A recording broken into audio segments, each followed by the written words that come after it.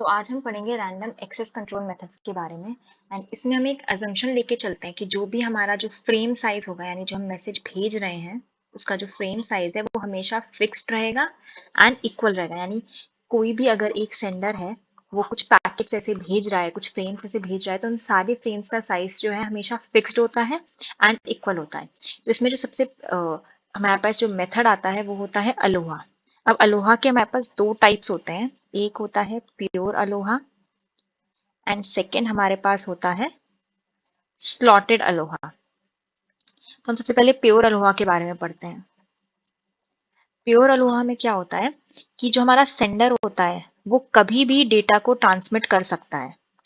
जब भी उसके पास डेटा होगा वो उस डेटा को ट्रांसमिट करेगा एंड डेटा ट्रांसमिट करने के बाद वो एक्नॉलेजमेंट का वेट करेगा। और अगर एक्नॉलेजमेंट रिसीव नहीं होता है उसको, तो फिर वो कुछ एक रैंडम अमाउंट ऑफ टाइम के लिए वेट करेगा, रैंडम अमाउंट ऑफ टाइम के लिए वेट करेगा एंड फिर से रीट्रांसमिट करेगा। अब यहाँ पे क्योंकि जितने भी बाकी जो हमारे नोड्स कनेक्टेड होंगे, लेट्स से हमारे पास ये 3 नोड्स कनेक्टेड हैं, इसमें से किसी एक ने ऐसे करके कोई फ्रेम सेंड किया एंड उसके बाद वो वेट कर रहा है एक्नॉलेजमेंट का। अगर उसे एक्नॉलेजमेंट नहीं मिलता है तो वो कुछ एक रैंडम अमाउंट ऑफ टाइम के लिए ये ए नोड जो है वेट करेगा एंड ये फिर से अपने फ्रेम को ट्रांसमिट करेगा। अब यहाँ पे क्या होता है, कॉलिजन के चांसेस जो हैं रिड्यूस हो जाते हैं। बट ऐसा क्यों होता है, कॉलिजन के चांसेस जो है हमारे पास रिड्यूस हो जाएंगे, बट ऐसा क्यों? क्योंकि जितने भी नोड्स हैं वो एक रैंडम अमाउंट ऑफ टाइम के लिए वेट कर रहे हैं, ये फिक्स्ड नहीं होता है। तो अब रैंडम अमाउंट ऑफ टाइम में तो कितना भी टाइम हो सकता है, तो इस वजह से कॉलिजन के चांसेस जो हैं वो काफी ज्यादा रिड्यूस हो जाते हैं।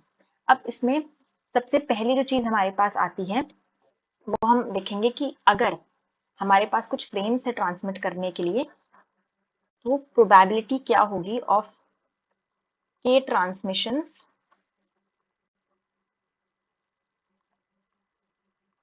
के ट्रांसमिशन अटेम्प्ट पर फ्रेम टाइम। यानी कि अगर कोई फ्रेम जो है हमारा ऐसे ट्रांसमिट हो रहा है तो हमने उसे कितनी बार रीट्रांसमिट किया है, उसकी प्रोबेबिलिटी कितनी होगी। तो ये जो है हम पॉइसन डिस्ट्रीब्यूशन के थ्रू कैलकुलेट करते हैं। इसका फॉर्मूला जो होता है वो होता है p k is equals to g to the power k e to the power minus g upon k factorial. तो हमारे पास यहाँ पे जो ये जी है, it is average number of frames generated by system per frame time। और frame time का क्या मतलब है, ट्रांसमिशन टाइम में। तब क्या होता है, लेट्स से हमारे पास कोई फ्रेम है एंड हम चाहते हैं कि वो सक्सेसफुली एक ही बार में ट्रांसमिट हो जाए, तो उसके लिए हम क्या करेंगे, हम के को रखेंगे 0। इसका मतलब क्या होगा कि हमारा फ्रेम जो है एक ही बार में सक्सेसफुली ट्रांसमिट हो गया। तो इस केस में हमारे पास ये प्रोबेबिलिटी कितनी आ जाएगी, g to the power 0 e to the power minus g upon 0 factorial. तो ये आती है e to the power minus g. इसका हम आगे यूज करेंगे अलोहा की थ्रूपुट निकालने के लिए। उससे पहले हम एक और चीज देखते हैं, विच इज वल्नरेबल टाइम। अब वल्नरेबल टाइम क्या होता है, ये वो टाइम होता है जिसमें कोई कोलिजन अकर नहीं होगा अगर डेटा ट्रांसमिट हो रहा है। यानी कि in this time no collision occurs if data is transmitted. यानी कि अगर इतने टाइम स्लॉट में हम डेटा ट्रांसमिट करेंगे तो कोई कोलिजन अकर नहीं करेगा। लेट्स से हमारे पास ये 3 नोट्स हैं एंड ये इनका टाइम फ्रेम है। लेट्स से ये टाइम फ्रेम सम टी है एंड जो ये बी का ट्रांसमिशन टाइम है it is T T. Okay, तो ये जो इससे पहले जो टाइम फ्रेम होगा ये T minus T T and इधर ये टी प्लस टी टी हो गया। ये इन फ्रेम्स के ट्रांसमिशन टाइम है। तब क्या है कि जब ये बी, अगर हम चाहते हैं कि कॉलिजन ना हो, तो सबसे बेस्ट केस क्या है कि जब बी ट्रांसमिट कर रहा होगा उस टाइम पे ना ही ए ट्रांसमिट करे एंड ना ही सी कुछ भी ट्रांसमिट करे। यानी ये T minus T T and T plus T T तक का पूरा टाइम जो होगा, ये पूरी पूरी रेंज जो होगी आ गई, ये हमारे पास वल्नरेबल टाइम में आएगी। तो यहाँ पे हमारा वल्नरेबल टाइम कितना हो जाएगा, T plus T T minus T minus T T and it comes out to be 2 T T. Which is, ये हमारा क्या है, ट्रांसमिशन टाइम है। यानी कि यहाँ पे अगर हम चाहते हैं कि कॉलिजन ना हो, तो जब ट्रांसमिशन हो तो इतने टाइम के लिए किसी और को कोई भी फ्रेम या पैकेट ट्रांसमिट करने की जरूरत नहीं है, तो यहाँ पे ये वल्नरेबल टाइम हो जाएगा। इतने टाइम के लिए कोई भी ट्रांसमिशन नहीं होना चाहिए। अब नेक्स्ट हम देखेंगे कि हम इसका थ्रूपुट कैसे निकालते हैं। तो जो थ्रूपुट का फॉर्मूला होता है इस केस में हमारे पास होता है G into P to the P, probability of success. यानी कि हमारा जो फ्रेम था वो सक्सेसफुली एक बार में ही ट्रांसमिट हो गया। हमने देखा था अभी कि P0 हमने फाइंड किया था, उसकी वैल्यू आई थी e to the power minus G. But यहाँ पे क्या है कि हम दो मतलब हम पीछे के टाइम जोन और आगे के टाइम जोन दोनों को लेके चल रहे हैं साथ में।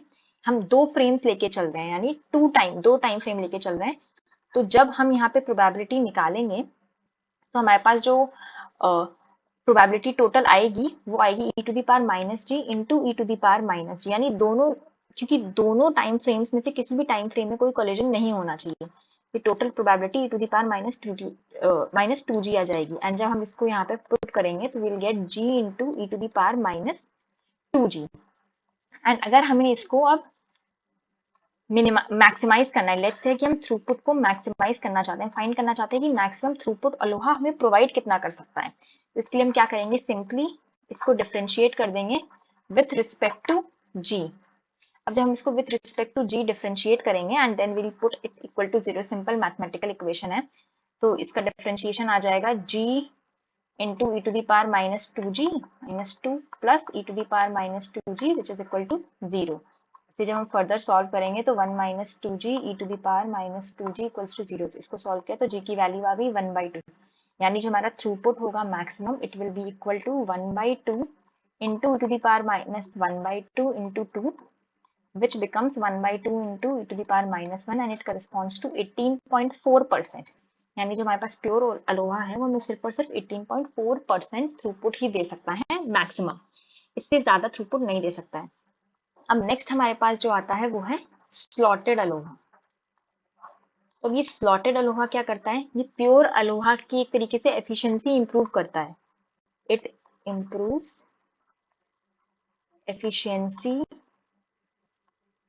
Of pure Aloha.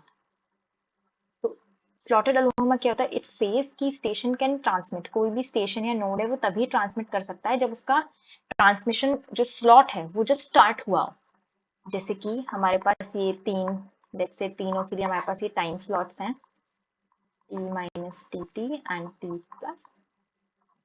तो जब इसका यहाँ पे ये टाइम स्टार्ट हुआ है, ये सिर्फ और सिर्फ तभी अपना डेटा जो है ट्रांसमिट कर सकता है। एंड कॉलिजन नहीं होने के लिए क्या है कि जब इसने ट्रांसमिट किया हो, जो इसका पूरा ट्रांसमिशन टाइम होगा उसमें कोई और ट्रांसमिट ना करे। एंड इसमें सिर्फ हम एक टाइम फ्रेम लेके कंसिडर करके चलते हैं, तो यहाँ पे जो हमारा वल्नरेबल टाइम इसलिए जाएगा वो हो जाएगा सिर्फ और सिर्फ ट्रांसमिशन टाइम। यानी कि जब तक जैसे ही इसका फ्रेम स्टार्ट हुआ यानी इसने ट्रांसमिट किया है, जो इसका ट्रांसमिशन टाइम है बस उतने टाइम जोन में कोई और फ्रेम ट्रांसमिट ना करे। तो यहाँ पे हमारा वल्नरेबल टाइम हो जाता है जस्ट टी, वहां पे हमारे पास 2tt था। अब यहाँ पे भी अगर हम थ्रूपुट निकालेंगे तो अब थ्रूपुट का फॉर्मूला भी चेंज हो जाएगा। वहां पे हम दो टाइम फ्रेम्स कंसिडर कर रहे थे, तो इसलिए हमने जब यहाँ पे प्रोबेबिलिटी फाइंड करी थी तो हमने e to the power minus g into E to the power minus g किया था। बट इसके केस में ऐसा नहीं होता, यहाँ पे सिंपली हो जाएगा g into E to the power minus g. अब हम अगर इस थ्रूपुट को मैक्सिमाइज करेंगे तो हम फिर से इसको डिफरेंशिएट कर देंगे विद रिस्पेक्ट टू जी। हमारे पास ये आ जाएगा minus G to the power minus G plus to the power 0। And जब हम इसको सॉल्व करेंगे it will come out to be 1 minus, यहाँ पे हमारे पास जी की वैल्यू आ गई 1। तो अगर हम थ्रूपुट मैक्सिमम इसमें फाइंड करेंगे तो हो जाएगा 1 into E to the power minus 1 which comes out to be 36.8%। तो हमारी एक तरीके से पूरी एफिशिएंसी थ्रूपुट जो है वो पूरा का पूरा डबल हो गया। यानी कि हमारे पास जो स्लॉटेड अलोहा है वो हमें 36.8% का मैक्सिमम थ्रूपुट प्रोवाइड कर सकता है, जबकि प्योर अलोहा हमें सिर्फ और सिर्फ 18.4% ही प्रोवाइड करता था।